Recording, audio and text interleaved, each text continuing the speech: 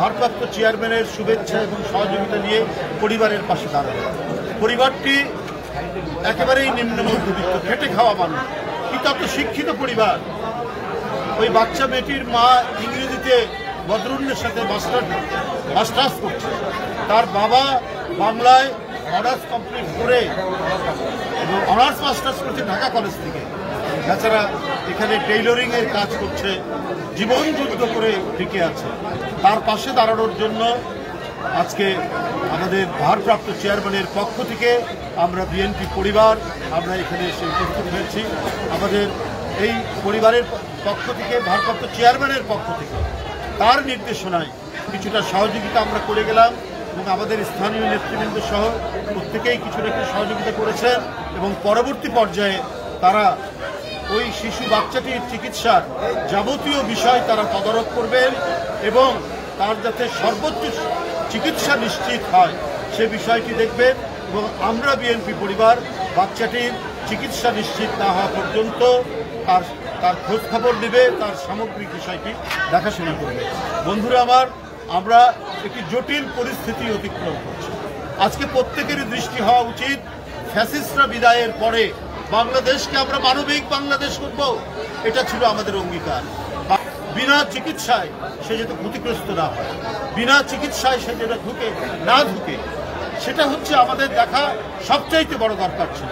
আজকে জুলাই সনদ নিয়ে একটি চূড়ান্ত পর্যায়ে এসে উপনীত হয়েছে, তারপরেও অনেক অমীমাংসিত বিষয়ের কথা বলা হচ্ছে, অনেক নোট অফ ডিসেন্টের কথা বলা হয়েছে, গণভোট নিয়ে অহেতুক বিতর্ক এবং জটিলতা তৈরি করা হচ্ছে। এগুলো কেন করা হচ্ছে, কেন এই জটিলতা তৈরি করা হচ্ছে এটা আমরা জানি না।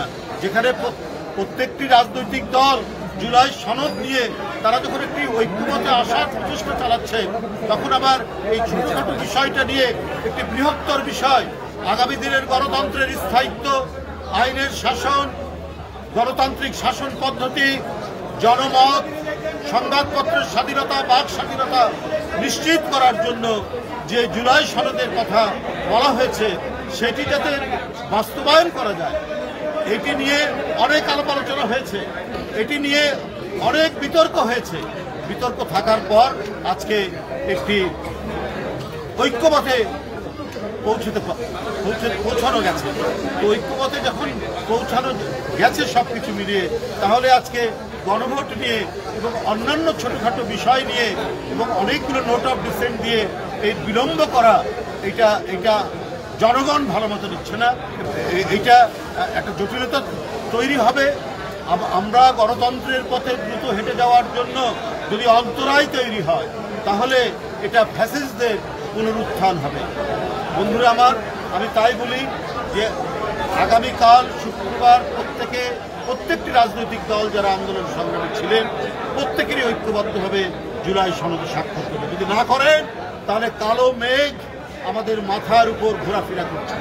এই মেঘ যেন বিস্তৃত না হয়, কারণ তার আমরা অনেক বিষয়, অনেক নমুনা দেখছি। একটি রাজনৈতিক দল ইসলাম নিয়ে রাজনীতি করেন, তিনি বলছেন উপদেষ্টাদের কল রেকর্ড করেছেন। ভাই, আপনি রাজনৈতিক দল, উপদেষ্টারা সরকার চালাচ্ছে, তার কল রেকর্ড আপনারা পেলেন কি করে? যদি এটা মিথ্যা হয় তাহলে ইসলামের নামে আপনারা মিথ্যা কথা বলছেন। আর যদি সত্য হয় তাহলে আপনারা উপদেষ্টাদের কল রেকর্ড কারা আপনাদের কাছে দিচ্ছে? তাহলে রাষ্ট্রের যে একটা সুসংবদ্ধ অবস্থা, একটা আর্টিকুলেশন যে অবস্থা, সেটি কি তাহলে নেই? তাহলে উপদেষ্টাদের কল রেকর্ড একটি রাজনৈতিক দলের নেতার কাছে কি করে সেটি পৌঁছালো? এইটা আজকে জনগণের বড় প্রশ্ন। তাই উপস্থিত সাংবাদিক ভাইরা, এগুলো নিয়ে মানুষের অনেক সংশয় তৈরি হচ্ছে, অনেক ধরনের জটিলতা তৈরি হচ্ছে।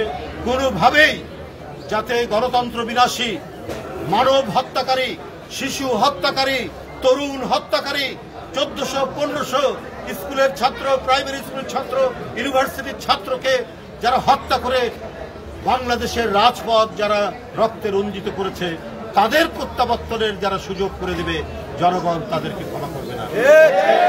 আমি আর বক্তব্য বাড়াবো না। আমি আশু সুস্থতা কামনা করছি।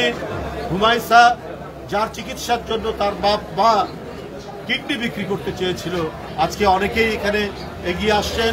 এই কথা শুনে চেয়ারম্যান সাহেব যখন আমাদেরকে পাঠিয়েছেন, পাঠানোর পরে অনেকেই তারা সহযোগিতার কথা বলছেন। ইনশাল্লাহ তার বাপ মায়ের আর সেটি করতে হবে না, সে চিকিৎসা নিশ্চিত হবে। আমরা তার জন্য দোয়া করব, আমরা আরও দোয়া করব। এদেশের কোটি কোটি মানুষের সমাদৃত নেত্রী, জনপ্রিয় নেত্রী, তিনি আজ দীর্ঘদিন ধরে অসুস্থ। গতকাল অনেক রাত্রে তাকে নিয়ে যাওয়া হয়েছে এভার কেয়ার হাসপাতালে। আমরা তার জন্য দোয়া করব যে আল্লাহ যেন তাকে সুস্থ দান করেন।